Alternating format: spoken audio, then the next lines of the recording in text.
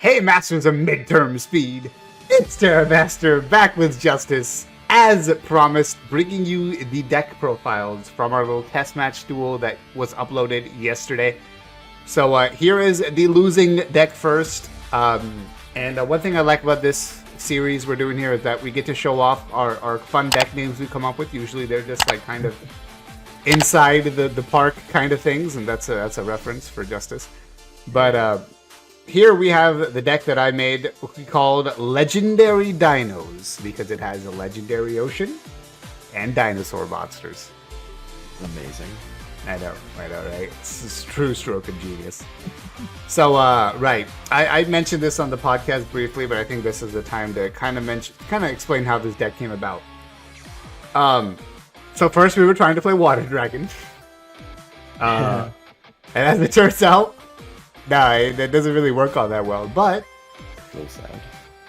while I was playing Hydrogeddon and Duoterion specifically, I was like, these two cards individually aren't all that bad.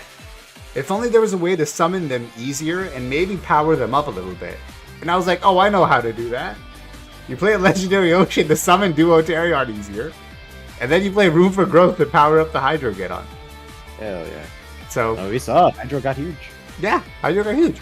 2,700 is, with the exception of your opponent playing Spike Shield with Chain. 2,700 is pretty high and can get over most things in ban list format because, 3,500 is something we used to worry about. Well, we don't care anymore. Hooray! So, yeah. So within ban list format, 27 is really high. And there's not much that really blocks that, preventing you from activating Hydrogeddon's effect if it actually gets into the attack. And the attack isn't disrupted by something.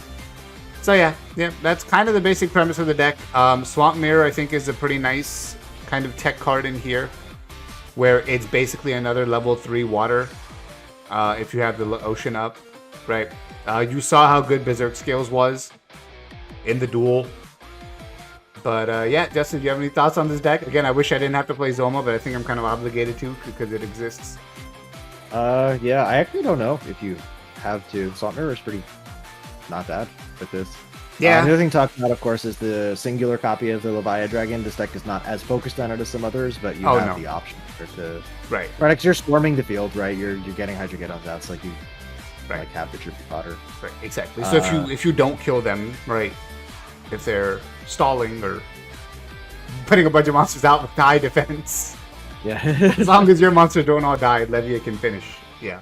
Yeah. The biggest issue this deck would have would be either something that it just can't get over, or like battle traps. So I guess that's why we're running the triple dust, is to deal with battle traps. Yeah. And yeah, if you just can't get over something, just stick a Leviathan Dragon, I guess, which is where the Swamp Mirror is good. Selma can contribute also, I guess. So. Yep. Yeah. No, I think it's a really cool concept. I don't know if this is like the most refined list yet, but I think it's definitely something worth playing around with. It seems pretty cool. Yeah, I mean, it's definitely not the most refined list. You see, I got to 17 cards, and I was like, I don't know. Well, I got to 18 cards, let's be honest. Swamp Mirror was a piece of the deck. And then I was like, I don't know, probably one wall, one Zoma. So, again, that's probably your, flex slots. You could play more Swamp Mirrors, right, if you don't think these cards are important. So, that's kind of where you mess around. I guess we talk about the side deck. This is your anti-stall card, as it always is. These two are actually specifically here for the Sevens deck. It's very good against the Gate Guardian pieces. With Legendary Ocean, it's basically a normal summon without tribute. And then it also searches your Levia Dragon, so it's a great side deck in against that deck specifically. Especially because it gets to 2,400, which crashes with the Kazijin, right? And if they're running Suijin, you turn the Suijin off anyway with your Legendary Ocean, which is perfect.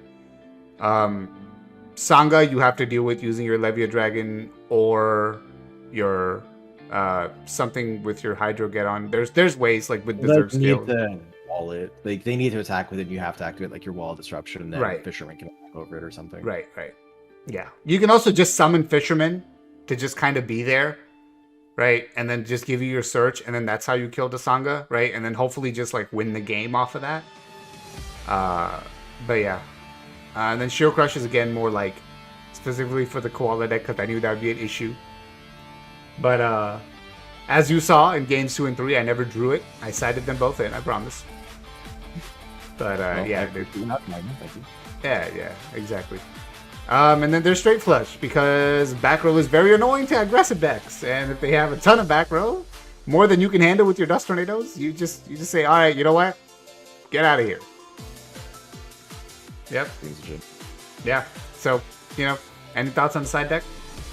No, seems pretty solid. I'm sure it'll change as well as the main deck will as you get more testing in and see what other decks are looking like real threats in midterm format. Yeah. But for right now, I think it's a good starting point. Yeah.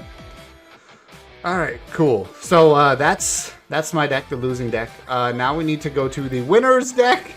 Yeah, first place. That's right. Hey, I mean, they got second place. That's not bad. All right, here we are. So I have decided to name this deck, and just as it approves, it is a Koalified Kangaroos.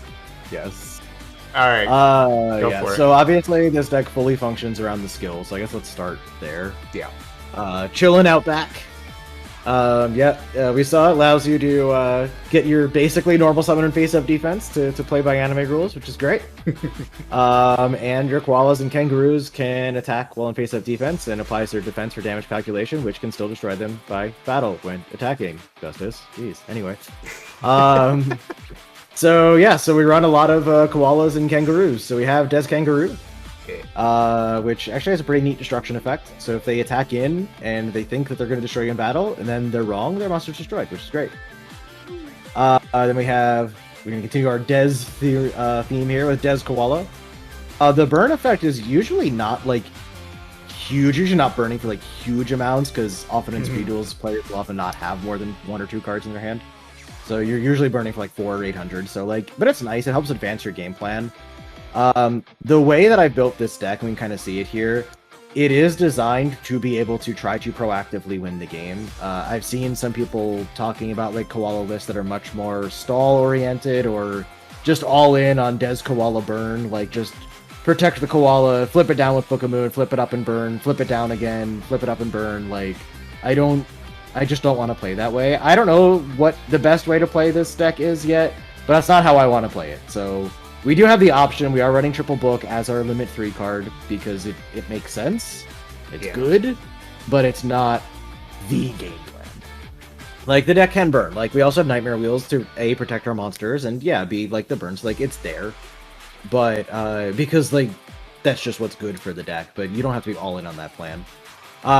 So, and I know I'm jumping around a bit, but, like, let's go to the other Koala. Let's go to Sea Koala. Which is an earth monster for some reason, even though it's very clearly in the water.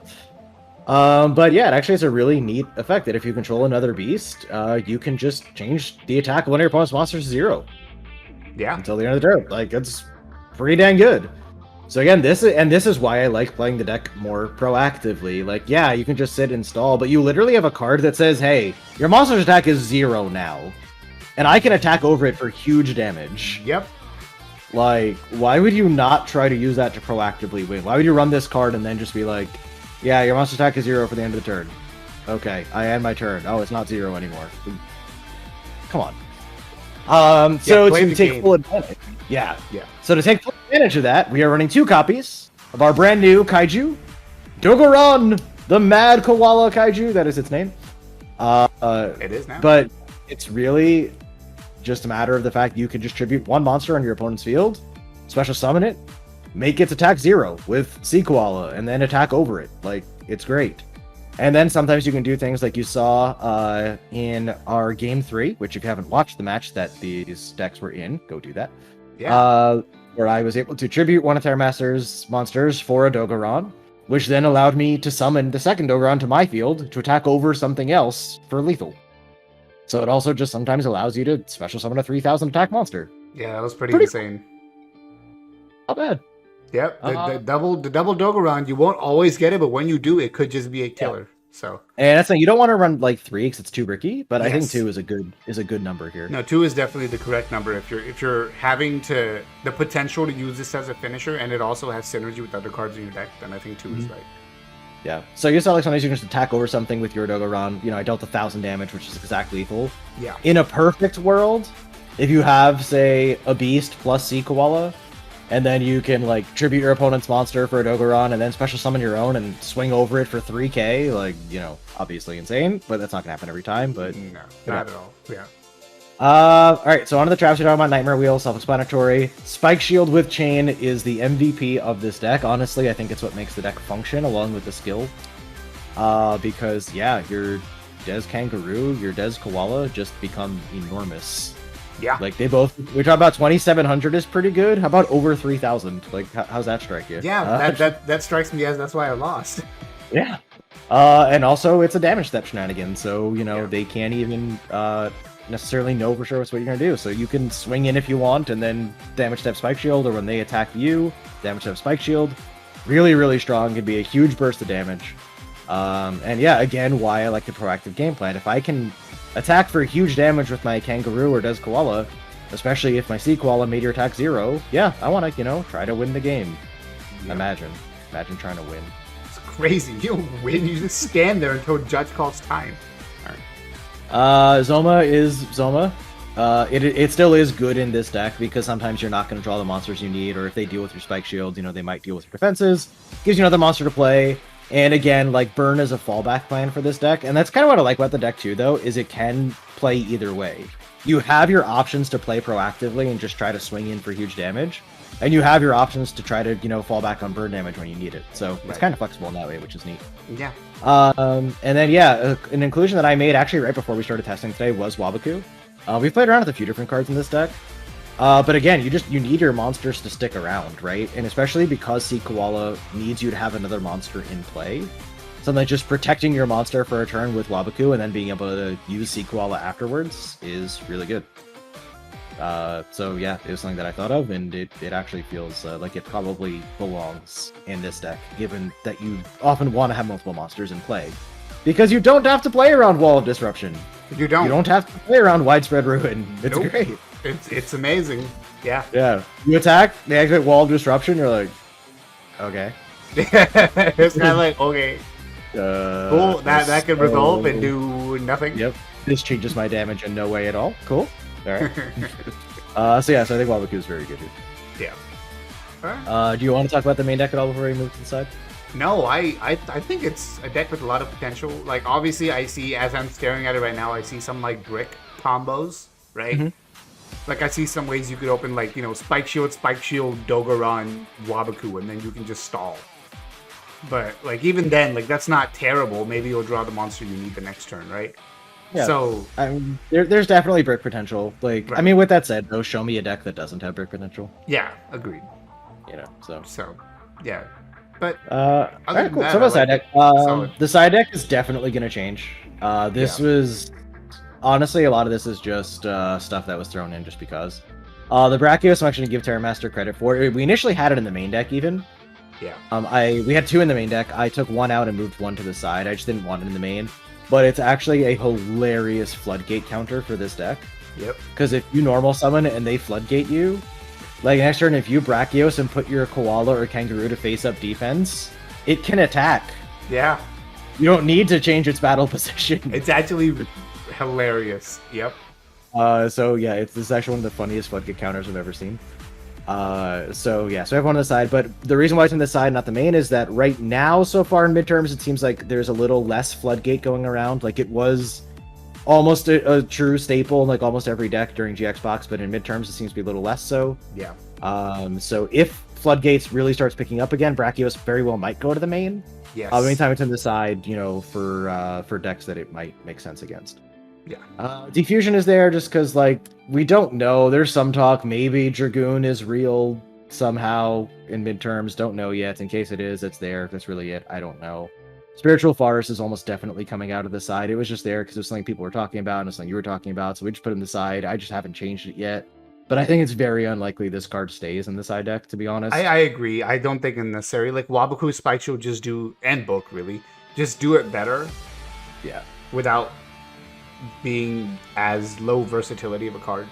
So Yeah, and also like you need your back row because you want your spike shields to stick, right? You might have a nightmare wheel that's there, and like that's 2 out of your 3 slots. So like the other one's spiritual forest. It's just not great.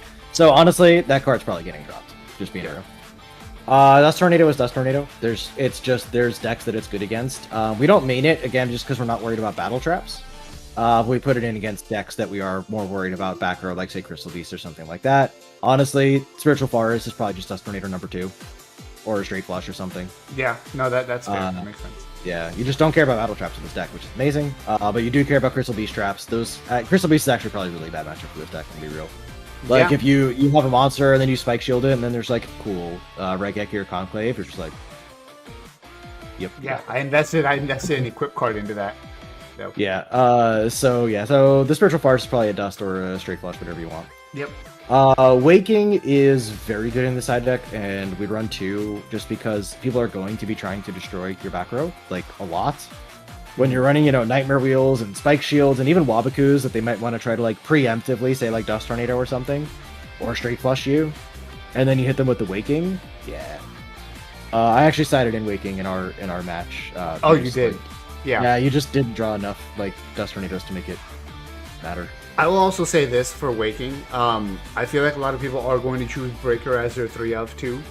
We've already seen kind of like decks people have been playing. Like the 7s deck 100% wants Breaker, right? So I think if Breaker is going to be the choice for a lot of decks as the limited 3 slot, then Waking becomes better and better the more Breakers are in the format, which is kind of funny because then like at some point you would think that starts to bounce the other way, but it really doesn't. People will keep playing Breaker regardless, I think, because against everything that isn't Waking, it's very good. Right.